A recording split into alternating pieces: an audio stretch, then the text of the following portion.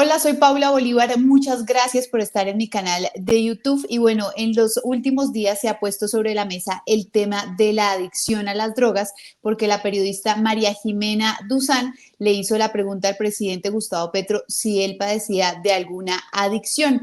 Por eso creo que el tema se ha tocado de una forma muy superficial y quiero que aprovechemos esta oportunidad para darle espacio al tema de las adicciones y por eso hoy tengo en mi canal como invitado al doctor Fernando Ángel. Él es médico, filósofo y psiquiatra, así que doctor Fernando, gracias por estar en mi canal. Paula, muchas gracias por la invitación. Vamos a hablar de un gran tema que es el de las adicciones, ¿no? Antes de irnos a esa raíz de las adicciones, hablemos sobre cómo podemos identificar que algún familiar, alguien cercano a nosotros, está pasando por una adicción, independientemente de cuál sea la adicción. Hay un filósofo que fue Baruch Spinoza, que en su ética dice que estar vivo es perseverar en el ser. Entonces, ante tu pregunta de cómo se detecta una persona que puede tener un consumo, lo primero se va a notar es que el pulso vital de la persona es parasitado por algo, ¿sí? Mientras que la persona venía utilizando su pulso vital para florecer, de repente ese pulso vital se parasita por una, digámosle por ahora, fuerza desconocida, ¿sí? Ujú. Por el duende maligno de Descartes. Entonces, resulta que ahora mi vida no florece siempre, sino que de repente se pone compulsiva, ¿no? Y y mi vida se empieza a desordenar o se empieza a poner autodestructiva. En la vida cotidiana, ¿yo cómo empiezo a identificar eso? El pulso de la vida, como lo planteábamos ahorita, se altera. Entonces, por ejemplo, si yo te llegaba a las 7 de la mañana, ya no te vuelvo a llegar a las 7. O a veces ni voy, se me altera Ujú. el pulso. O si antes comía ordenadamente, ahora estoy comiendo como exageradamente. Me estoy pasando de comida, me estoy subiendo de peso, se me sube todos los parámetros pues, bioquímicos, mi vida peligra, pero nadie me puede parar, ¿ves? Y a las 3 de la mañana me levanto y asalto la heladera y me como todo lo que se alteró el pulso y tal, ¿ves? Entonces, en el caso de las adicciones, tenemos la bulimia, que es la que te acabo de hablar, la anorexia, que es donde ya el pulso es como que no apareciera o se espacia mucho, entonces ya nunca como, nunca tengo hambre, no vuelvo a comer, o el alimento me da como asco, o me pone como defensivo, o me siento amenazado por el hecho de comer. En el caso, también la delincuencia funciona como una situación compulsiva. Entonces la persona está tentada siempre a cometer un delito, está tentada siempre a ser corrupta o a violar las normas y las leyes. Mira cómo todo parte de la idea del pulso vital que te planteé al principio. Ya dijimos, bueno, ¿cómo se podría identificar que alguien está pasando por una adicción independientemente de cuál sea? Ahora hablemos, doctor, ¿cuál es la raíz de las adicciones? Eso. Te digo que sin el psicoanálisis esa vaina no se entiende. Yo sé que esto le va a sacar ronchas a mucha gente, pero yo mismo fui el primer escéptico porque yo tengo formación médica, yo soy médico y en la escuela médica decimos que el psicoanálisis es brujería y que y que Freud era un brujo. A Freud le decían el doctor amor, sí. Pero se olvidan de que Freud era un hombre de laboratorio, era un neurólogo. Y es como neurólogo con sus experimentos, con sus pacientes, que él descubre el inconsciente. Y cuando descubre el inconsciente humano, ese descubrimiento es tan grande como el descubrimiento del átomo. Tiene mucho poder ese descubrimiento. Pues si conocemos lo inconsciente, pues no tenemos que padecerlo siempre. Entonces vámonos, con ese preámbulo, metámonos en la causa de la cosa. Entonces, la causa de las adicciones es cuando un niño o una niña, o a veces hasta los 16, 18, en nuestro medio yo he visto que hasta los 20, 22, 24, pero en general es más débil el que está más joven. Ujú. es cuando a un niño o a una niña o a cualquiera de las identidades fluidas, pues hoy en el mundo de hoy, se le somete a un psicotraumatismo que yo para que me la entiendan siempre le digo emoción tóxica. Ujú. ¿Sí? Sí, ya el tóxico, la palabra tóxica ya es de público conocimiento, doctor. La adoptamos todos, ¿cierto? Esa palabra ya nos ayudó mucho, es muy útil, es muy útil. Entonces, bueno, si sometemos a un niño, a una niña, a un trauma emocional muy pesado, esa carga emocional, el niño o la niña no tiene dónde poner eso, no tienen cómo tramitar eso. ¿Sí? Yo siempre les cuento un ejemplo que me parece, hoy les voy a contar dos ejemplos de psicotraumatismo que nos van a ayudar para entender las adicciones. El primero es un niño al que el papá, pues, y la mamá en una situación de violencia, el papá se va de la casa, el niño tiene 5 o 6 años y en ese momento el niño siente esa conmoción tan grande que tiene su primer ataque de asma de la vida en ese momento. ¿Ves?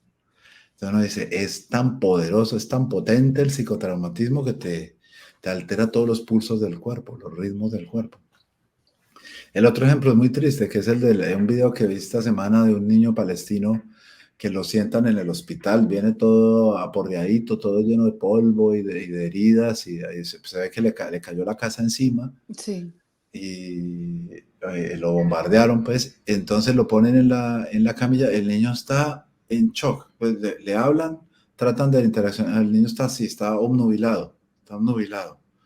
Entonces, ese tipo de conmoción emocional es el origen de las adicciones. ¿Qué hace el niño con eso?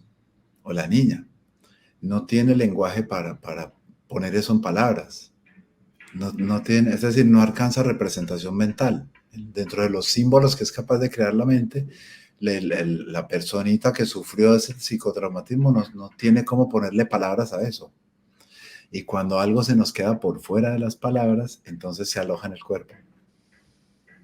Entonces, en el futuro, lo que va a hacer el niño es poner eso en escena.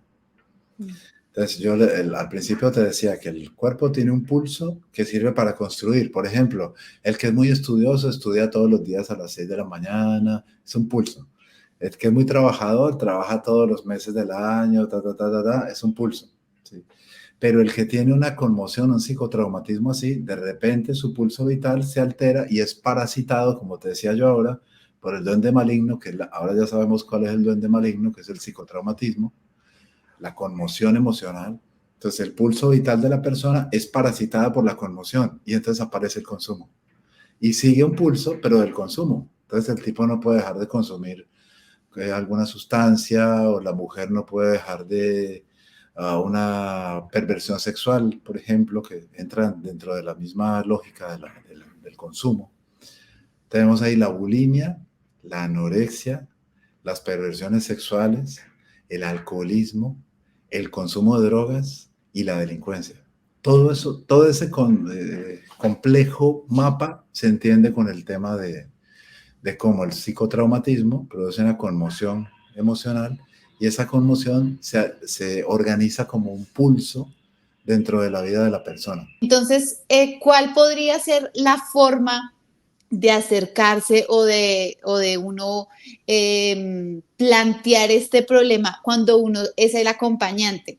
Porque no sé, usted es el experto, ¿qué tan fácil es aceptarlo?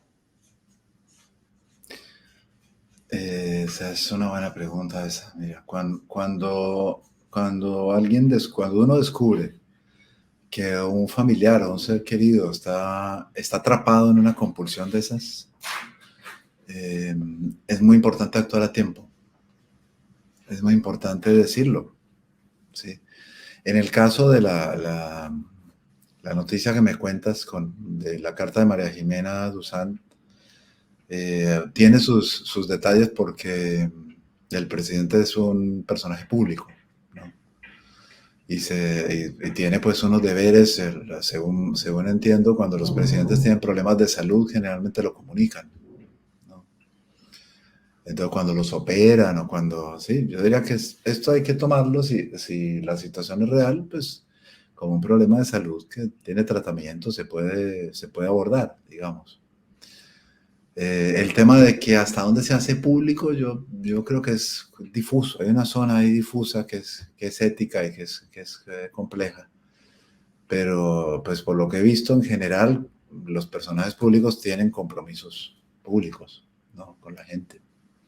Y en general yo cuando veo que es lo que hemos visto, lo que nos muestran otros presidentes, que cuando tienen problemas de salud, pues los comunican como sin tanto misterio.